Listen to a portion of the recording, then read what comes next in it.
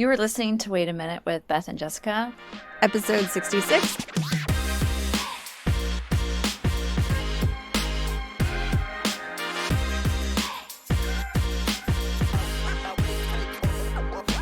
I'm Jessica Pearson, certified life coach. And I'm Beth Barnett-Babel, integrative nutrition therapist. This week we are diving straight into our episode, so no brand bashing today. In this episode and the next episode, we're going to be answering your questions. So these are questions that were submitted by people via email and Instagram. If you guys ever have future questions, we'll tell you at the end of this one where you can send those. But y'all had some great questions and we are so delighted to answer them. And one question will definitely be getting its own full episode next year. So I can't wait to do that. Okay, so today, many of the questions that were submitted were fitness and food related. So we're just going to put all those together. And this first one we're starting with, I had to start with because I was so concerned and I wish I could personally call this person up and help them because it made my heart hurt. My science belly, like gut intuition hurt. And so we want to get started with this one because I think it's really important for people to hear this question. Well, and I think some of these questions are really common questions. There are things along this line that I've seen on, Google search or whatever. So I'm glad that we're answering some of these questions that people wanted to remain anonymous. And I think it's good because we're getting these real honest questions. So this person specifically said, how do you advise limiting carbs while also lifting? I brought my carbs down below 20 grams. And although I was losing weight, I could barely lift. So I am lifting heavy now. How should I calculate the appropriate amount of carbs for a set before I actually lift? Lifting weights, especially heavy weights, needs carbohydrates. If you are a sprinter, you need carbohydrates. That function of creating power and then also creating muscle is not just a protein-based action. So the carbohydrates are needed for the actual energy of the motion. Yes, you could technically create some creatine. Creatine is one of the compounds that we make to create power, but it's largely created from a carbohydrate component. So you can take it as a supplement, but you may not repair muscle-wise by getting if you are too low carbohydrates. So we need the carbohydrates for the energy. So we will feel our energy tank as this person did, and then also the recovery process. So we really need the carbohydrates to do that.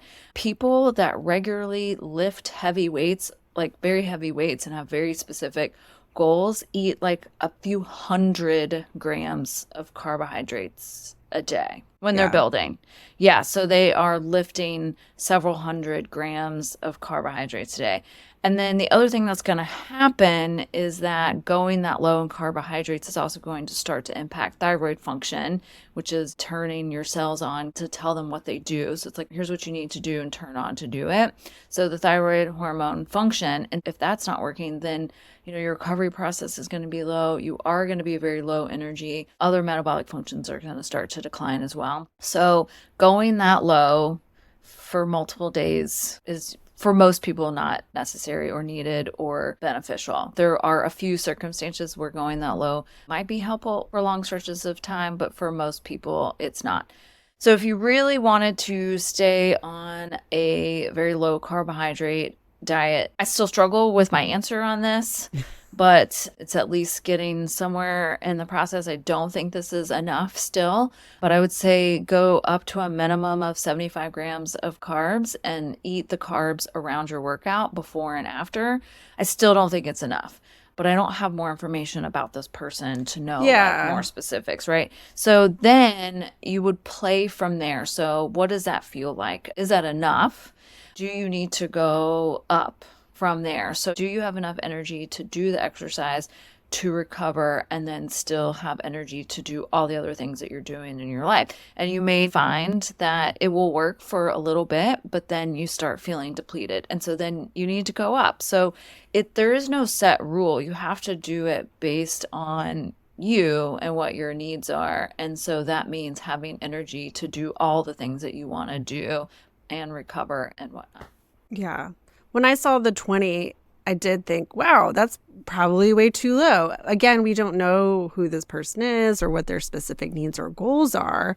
So Yeah. it's tough to make exact like recommendations. But for most people, and I think that comes from the keto world, right? They're like 20 grams of carbs is like where how you stay in ketosis or whatever. But Yeah. Higher than that, you can be in ketosis, but yeah, yeah. totally. So I just think it's just like bad advice that has come from the keto diet land of where Yeah. people say that they need to be. And that's also, I think people are talking about net carbs, not totals or Mm. whatever. You know what I mean? Like Either way, yeah. either way, it's too low. And then also just maybe this misnomer of like losing weight while building muscle sometimes is a challenge. Like if you're only looking at the scale while you're building muscle, I don't think you're going to be pleased because you're going to gain when you build muscle. Yeah, Like, and what's known in the fitness world related to weightlifting is that when you are building, you are also there is some fat building that comes with it.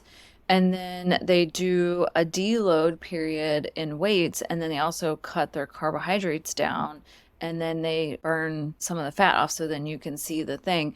But that is a challenging place to live in, right? Like it is very difficult. The research is starting to come out because they didn't often research highly trained individuals for long periods of time. So oftentimes the studies are either too short or by people that are getting into weightlifting. So anyways, it is very difficult to live in shred mode. And people don't live in shred mode for long. Yes, it looks nice on, Instagram and yeah. magazines and things like that. But the people that are doing that don't live in that place. So they do go into that cycle of deloading with their weight amount and with their food. So they do change their foods. And then I've also seen in individuals that are very smart and do this through science and stuff like that, that they will have people eat much higher carbohydrates on the days that they are doing their lifting, and then they will eat much lower amounts on the days that they are not. And so they can carb cycle that way. I personally have never walked anybody through that. It is not my expertise, but I know it's out there. And so there are possibilities to play with, but know that, eating carbs and lifting is part of it. And also, if you are staying very low carbohydrate, you need to continue to find more sources of vitamins and minerals. Even 20 grams, that's only getting you a few cups of vegetables a day, which is like where we're getting a lot of our vitamins and minerals. And so you need those vitamins and minerals to make, the process happening of being able to lift weights. So you would have to supplement in some way because you're not getting it from carbohydrate sources from beans or vegetables. So Yeah. So if you're just kind of an average person that's trying to lose weight, we don't recommend being someone who's going through like a build shred, like weightlifter style lifestyle because it's not very necessary. And if you are someone who's looking for that, then there's other people who are going to walk you through that. That's not really our jam. no, but know that there's, there's a lot of, variability in people, and you gotta, find the thing that's working for you. But lifting needs carbohydrates. Okay, so this wasn't really a question, it was kind of a statement, but I think that we can understand what she's getting at or they're getting at. So it's just talking about weight loss and exercise and how does that fit with our monthly cycle? How can I take hormones into account as far as how I like move my body along with being a woman that has a cycle? Yes, I actually really love this question because it's something that I have been learning for a couple year, a little bit now. And I think it is really helpful. And first, I'm going to start with the female side of the question, and then I'll answer for males. So, men, stick around for the answers so you can learn something about the ladies in your life. And also, I will put a big caveat that my answer is based on what I've learned from a former athlete, nurse, and now a certified trainer who took all of her skills and put them into cyclical fitness. And her name is Courtney Bablia, and she has an Instagram called Courtney Keeping Balance. And so she educates in her fitness programs how our hormones, estrogen and progesterone, impact us both in our fitness goals and how we refuel. In her account, she does not talk about weight loss at all. It's all about fitness and our fitness goals. So building healthy muscle and strength and being in tune with our cycle, using our natural rhythms of estrogen and progesterone for our benefit to get our most gain. And because in fitness culture, we often see that constantly going all out on workouts, that we need to be doing 3 to 5 days a week, every week of the month, or some sort of like heavy lifting. Like we always need to be progressing in our lifting all the time. And that often leads to burnout, both mentally, physically, and emotionally. And Go does ahead. this apply to people who are also on birth control or? No. So it's not, because birth control kind of is a false cycle. Yeah, it's like, okay. So this is Yes, really you're only not applicable truly if you're not cycling. taking birth control. Correct. So you have Okay. to be naturally cycling. You could still do the plan. You just would not line up exactly. And then so some of them would be, but I think it's a good plan either way. It's also not meant for women in perimenopause, but I'm using it in that Yeah. way as well. So like, because I just find it really helpful. For example, during our follicular phase, we have more oomph with estrogen levels rising. And so we are also more sensitive to insulin, so meaning we are better able to handle our higher loads of carbohydrates. So these things go really well together, so we can properly fuel the heavier, harder workouts. And then as we go into our luteal phase, our estrogen is going down. And so this is a good time to work on our endurance. So you'll see some people be like, in our luteal phase, it really needs to be calm and quiet. And, do these really gentle workouts. And that's like half of the month. Like that's not reasonable. So you can absolutely still do it, but you're going more towards like, so the higher loads would be higher weights, shorter reps, right? And then you would go down to, in your luteal phase, going more towards like 70, 60, 70%. So you're building more endurance, but you're still like, And just to fatiguing recap, so out. follicular phase is the time after your period until you begin to ovulate, correct? Yeah, some people might still be bleeding. Starting like day 3, your estrogen is like already ramping back up. So some people might still be bleeding during that time, like, in that time, but you're ramping back up. Yes. And then luteal would be after ovulation. Yeah, and so estrogen goes down and progesterone goes up, because if you've, been able to have a successful implantation, you need progesterone to keep that egg viable, to keep the pregnancy alive. So that's what that is. And so progesterone goes up. Oh, not pregnant. Progesterone goes down. We have a bleed. Yeah, good times. Yeah, good times. So when we leave luteal, and so we're doing more endurance-based activities, and our insulin sensitivity might be decreasing, so we would adjust our carbohydrates to that and some of our other nutrients.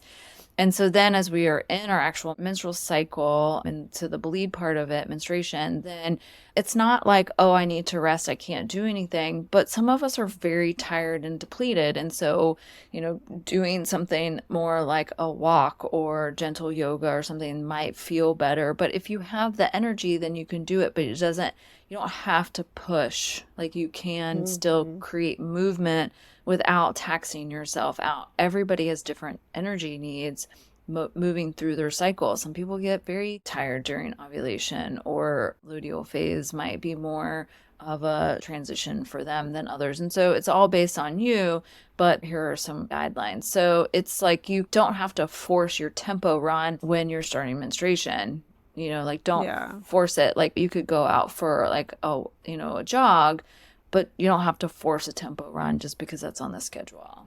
Yeah.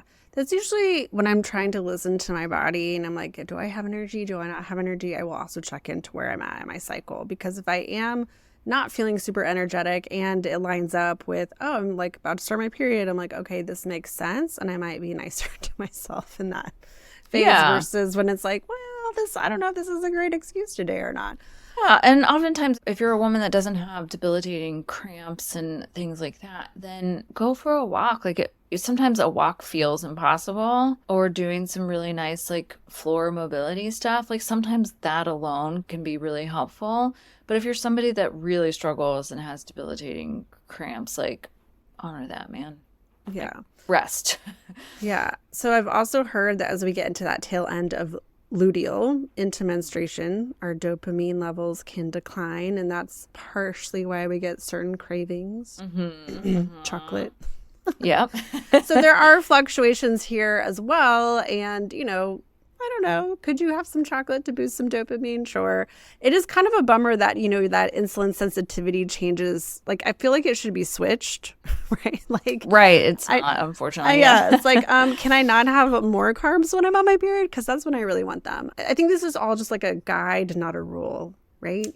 And I will say, while I'm thinking about it, that this is why women that are going through perimenopause are like, everything's the same. I'm doing everything the same, but I'm still gaining weight. It's because our estrogen is declining.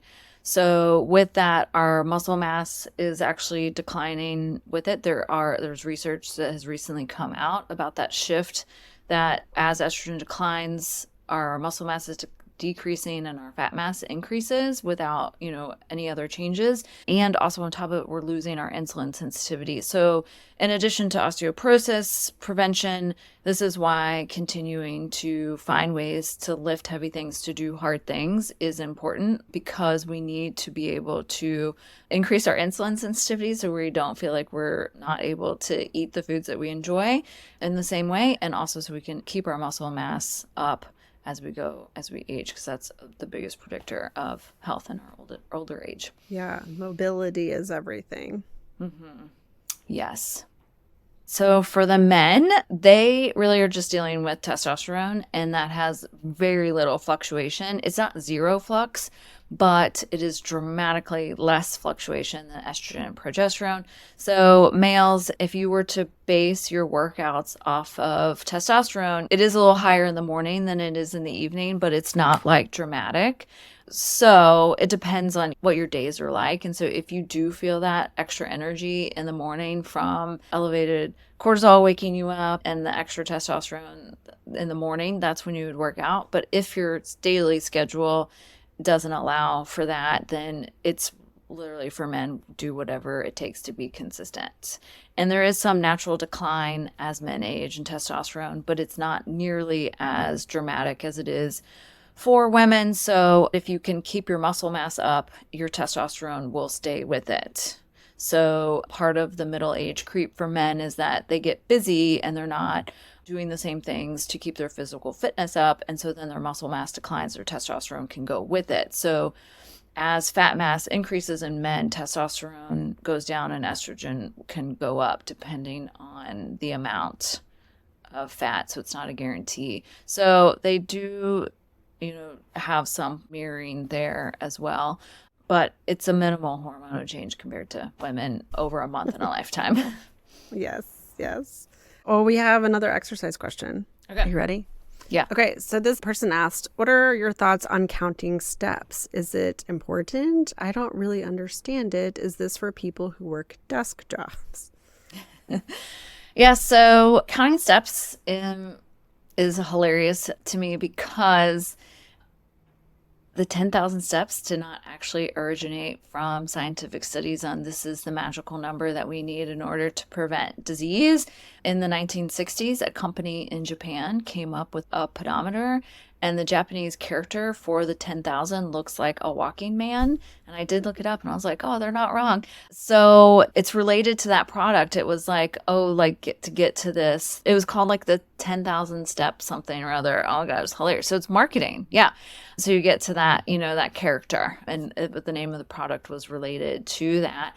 However, that being said, plenty of research on the benefits of movement throughout the day related to step count has, kind of shown, yes, these are good numbers. So you could still get benefits from less steps a day, less than 10,000 steps a day. So each leap over 2,500 steps a day has a large percentage of reduction in disease. So as you get toward the 10,000 steps, the difference in the reduction of risk is vastly greater than the 2,500 steps.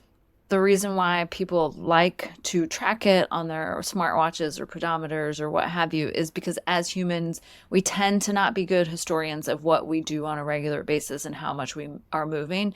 We often overestimate how well we've done or what we've done. So it kind of gives people an idea of what might be some good movement goals. And also, if you're somebody that exercises, particularly in the morning, there's this strange thing that happens where we are less likely to then move more later. I So totally often, get that. Like if you yeah. go do boot camp in the morning, you're like, well, I'm done for the day. I can Yeah, just so it's not intentional. It's just it's like one of those things that sort of happens that people might tend to sit more later in the day because they've already done their vigorous activity for the day.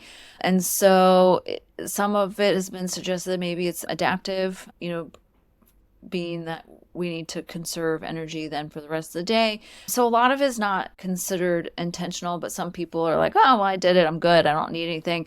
But what we really need is like movement throughout the day. So say you are a person that works out in the morning, you want to make sure that you're still like moving throughout the day. Do you need to get to 10,000? Probably not. But I always just see, can I get in the ballpark of it? Because then that means I know I did something all day. And I include my movement time in my 10,000 steps. So if say I walk that day or run that day or whatever, my 10,000 steps are a part of that. yeah, for sure. Are there people So, that don't count that?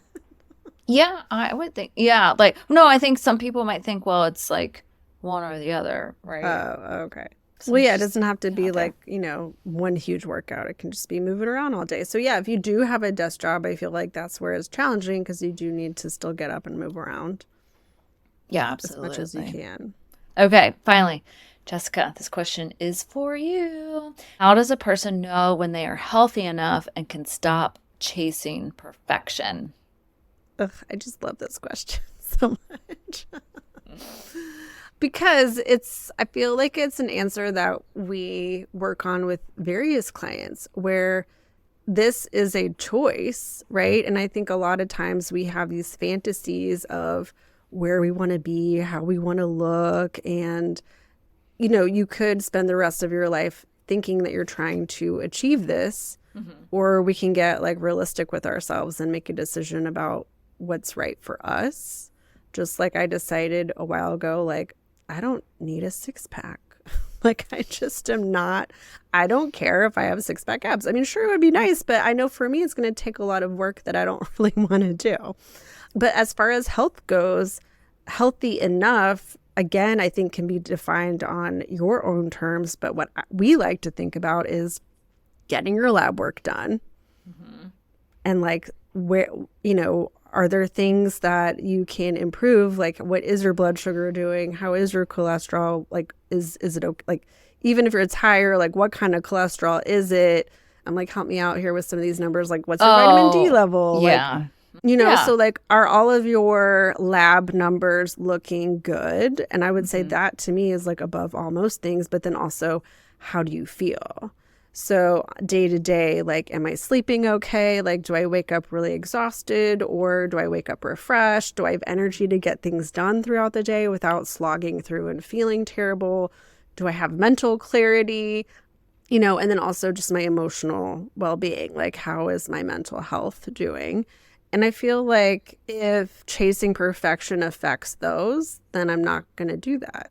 So it's up to you to decide, like, to look at maybe the evidence, pull in a little bit of data and say, is this going to be good enough for me? Or is continuing down this path of chasing perfection, like, is it helping or hurting? Yes, I agree on the helping or hurting. Yeah, I watch a lot of these celebrity people on longevity. Some of them are doctors, some of them are not. And they are chasing this perfection. It's like, how do I biohack and optimize all these things? And I'm like, those things are a full-time job. Like if Mm-hmm. I did all those things that are recommended to, have this quote unquote healthy aging and perfect health, I would have no time to do anything else. Yeah, you can Like really it go down the wouldn't, rabbit hole of like doing all the things. yeah. And it's like, okay, so I gotta wake up, meditate, cold plunge, do all these things, Drink eat your this, fresh squeezed green juice. yeah, do all these things, eat this particular way, exercise this way, la la la. La. Like I literally would have no time to think about or do anything else. And I think part of being a human is not being perfect in that way. Like, I'm not going to get it 100%. There's going to be a natural decline. That's part of life. You live and you die. And the people that can do that and are doing that, I have no shade against that. Like, Right. good for you, Yeah. And for people, I think there are people who are just more motivated. Like, there's people out there running 100-mile races, and good for Amazing. them. Yeah, because That it's is not going to be amazing. me. Yeah, and I'd be like, wow, Yeah. no thanks. Yeah. So it's like, it's kind of like that. Like, at what am I? I'm a 5K person, like I'll do a 5K, maybe a 10K, maybe. Not anymore. But I have no desire to run a marathon. I never have. And I think 100 miles is insane. So we just have to look at our own lives and say, like, well, what's going to work for me and with me and help me feel better? What's reasonable and realistic in my life? And what are my priorities? Like, yes, health is a huge priority for me, but it's not my only priority. Right. It's in the constellation of things. And how do I make it fit with And it? because of that, I have to accept my 24% body fat or whatever, like it just is what it is. I'm not trying to be a bodybuilder. I'm not trying to do these certain things. And I am fully at peace with that. And I think the other part too is finding the peace is important, because I think sometimes if you're constantly beating yourself up for not being something that you think you're supposed to be versus like, what if you just let that goal go? Mm-hmm. Sometimes I tell clients, I'm like, you don't even have to be here. Like, you don't even have to want to lose weight if you don't want to. Yeah. Like, you could just decide to go after something else. And it's kind of a mind meld for them to think like, what do you mean I don't have to chase this particular number on the scale? I'm like, you don't. Literally, nobody's telling you have to. Well, so society and doctors are. Yeah, absolutely. Yes, but do you have to listen to it? Right. Oh, yeah. So right. it's like, yeah, what do you, and then it's like, well, what do I want? If it is something that you really do want, then let's go after it with like a sound mind and healthy viewpoint versus trying to hate ourselves into this place or going after it just because we're trying to be perfect. Like, no, I want to enjoy the process, not just the end result. Exactly. So I don't know. I think we could make like an entire podcast on this, but I think it's a great question, because it's like, when is enough enough? When do I stop constantly seeking and chasing something? Mm-hmm. It's like when it starts to feel bad. If you're enjoying it, keep going. If it feels bad, stop. Right. All right. Well, I sure hope we gave you something new to think about today and helped you take one more step on your path to freeing yourself from diet culture. Be sure to subscribe to this podcast and follow us on Instagram at path_nutrition. We'd love to see you inside of our interactive online course called Foundations. So go to pathnutrition.com/foundations to learn more and sign up today. And if you would like to have a question answered in the future, then please be sure to reach out to us on DM us on Instagram at path_nutrition or email us at info@pathnutrition.com. But no spam, please. Like, if you want to sell me something, please don't. Like, real questions, comments would be nice, but no hate mail and no spam. Thank you very much. Okay. That's all I have to say about that. All right. Bye, everyone. Bye.